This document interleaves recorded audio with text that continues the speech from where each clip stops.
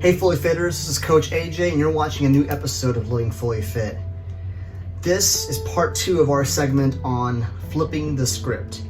And this time we're going to look at our emotions, or our passions, or mainly our heart, the core of our being.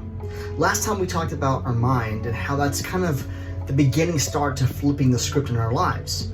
We have to start with our mind and how we think, but we also have to go with our heart, figure out how our heart moves, how our emotions are portrayed, how our passions are ignited, how our passions are perceived, and what that looks like. Is it beneficial? Is it growing us? Is it helping others? All those things that we should be asking about our emotions, about our passions. Like right now, in the climate we're in, we're so polarized, left or right, liberal or Democrat, conservative or Republican, all these different things like that, right? All these different ideas and thoughts are dividing everybody, and we're passionate about certain things about those things, but yet when it comes to the most important thing, we're not passionate about at all. It's love. Loving others and being kind. What happened to the idea of having differences in opinion, differences of thought, differences of passion, but yet still respecting each other? We could still agree to disagree. Whatever happened to that idea even? And that's what we're going to talk about. Our passions tend to be ignited by external things, and I get that, that does tend to happen, by our thoughts. But how do we take hold of that, understand why we feel certain things, the emotions we feel, how do we flip the script on them to express them in a healthy and productive manner that help build bridges and not build walls, but also that way allows other people to have an opinion or passion or thought without diminishing, destroying their character or who they are as a person. We can still allow people the grace to have an opinion or have a thought or have an idea without squashing it automatically, making them feel stupid or racist or xenophobic or homophobic, whatever it is you want to put the phobic on, right? The reality is we need to start respecting and loving each other and coming to the middle and say, okay, what can we agree upon? What can we be passionate about? Treating people with respect? Yes. Loving people? Yes. Feeding the poor and the hungry and the destitute? Yes. Those kind of things we should be striving and pour our emotions and passions and get angry about people being mistreated, most definitely.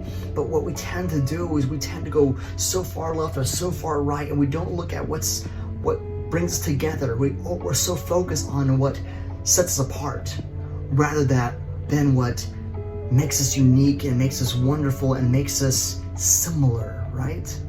We can still be unique and have our own thought and mindset, but yet have some similarities to keep us connected and combined and to be healthy. Again, the idea of flipping the script of our emotions and our heart and our passions is going to feed into relationships. It's going to feed into our mind. Healthy, expressive emotions and passions is going to also help feed into our mind how we start thinking, rewiring the way we think. It's going to help us develop better relationships with the people in the world around us. But again, how do we do that, right? That's the question we're having to ask ourselves. But also we have to ask ourselves is, are we lacking passion? Some of us are just living day by day. We don't care. The world around me doesn't matter. I just live in it, go to work, pay my bills, go home, feed my kids, watch TV, right? We ignore the world around us. We can't. But each one of us is passionate about something. We're passionate about our football team. We're passionate about our family, our kids. We're passionate about our work. We're passionate about something. Now think about that. Ask yourself this question. Are your passions being fruitful in your life? Do the things that you're passionate about build or do they destroy? Do your passions connect or do they further divide? Think about that, what you're passionate about.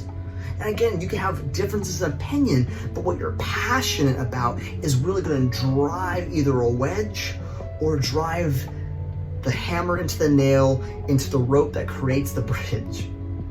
Again, it's all about how you express emotion properly and righteously, right?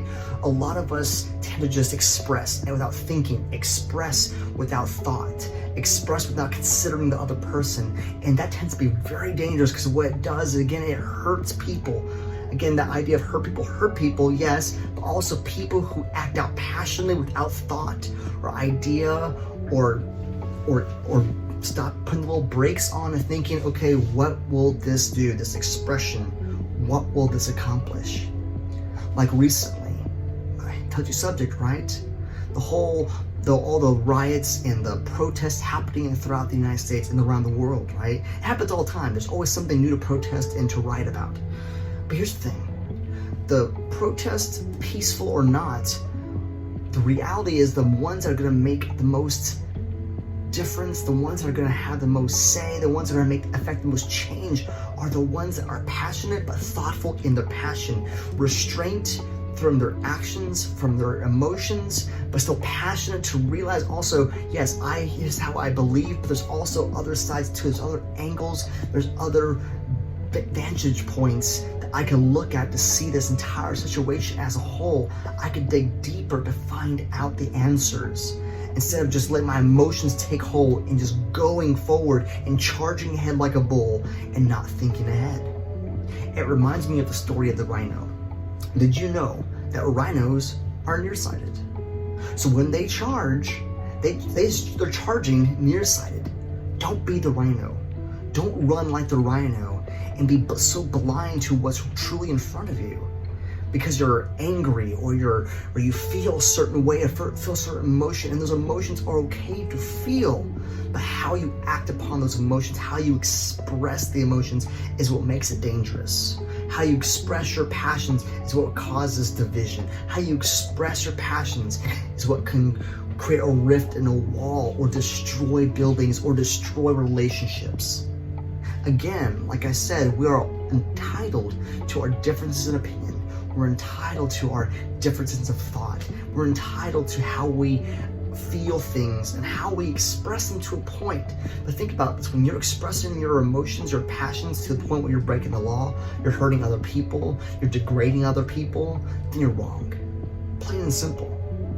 Well, then how can you tell me feeling this way is wrong? No, feeling that way isn't wrong. How you express that feeling could become wrong very easily.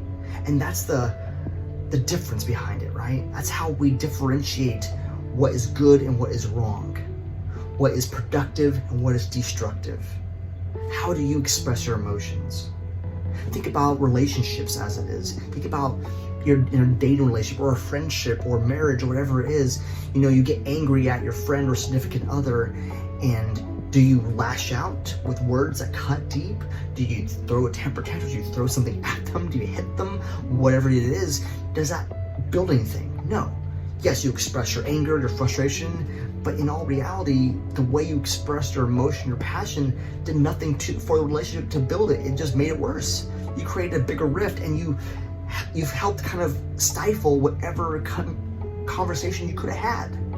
So again, it comes back to what we're talking about, the world around us right now. When you're destructive and evil and vile and chaotic, you diminish the voice you could have had if you would have taken a step back, look at your passions, look at your thoughts, and say, okay, how can I express this in a healthy, productive way that will enact change? And that's what we're looking at, the world around us. You don't have to be the President of the United States or the Queen of England to enact change. You can enact change in your community, in your family, in your work environment, just about how you express passions. You can have differences in opinion, differences of religion, differences of thought, as long as you come back to that idea of that middle ground of love, respect, kindness, expressing passion in a productive way. So that's how we flip the script. We're so used to just doing the things we've always done with our emotions, always just acting on our emotions, always acting the certain way we've been conditioned, maybe we were raised, or how we've saw our parents do it, or whatever it is, or see the world around us, how they're acting. Don't be sheep. Don't be lemmings. Don't just follow the crowd. How we change the world around us is by stepping out. One of my favorite quotes back when I was a youth pastor, I remember after a youth camp, one of my youth kids were sitting around this circle and praying, and one of my youth kids said he saw this quote on one of the worship leaders' t-shirts, and it said, "Don't blame the dark for being dark. Blame the light for not shining through." The point of that quote is, don't look at the world and say, "Oh, the world's screwed up, it's messed up." Blame the light for not shining through. And we're the light. We can be the light.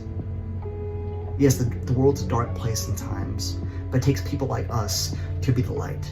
And that means by taking our passions in check and looking about how we can enact change. It doesn't matter what side of the spectrum of political or religious or whatever it is that you're on. How can you have a voice and express passion in a healthy, relatable, respectful, and loving way? I'm Coach AJ, and you just watched an episode of Loving Fully Fit. Thanks for watching. If you like what you watched, make sure to subscribe down below. Check out all the different videos from when we started this back in March, February, and watch them, rewatch them, share them. Subscribe, share, and again, like them. We're trying to build a community of fully fitters, not just physically, but mentally, spiritually, all those things. As well as check me out on Facebook.